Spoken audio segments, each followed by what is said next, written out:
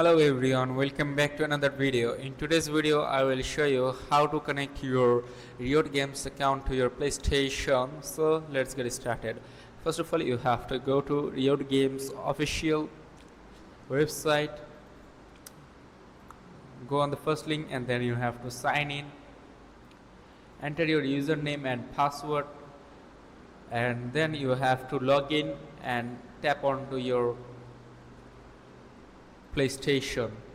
So after completing the login part, you have to go to your account and here you can see this option PlayStation.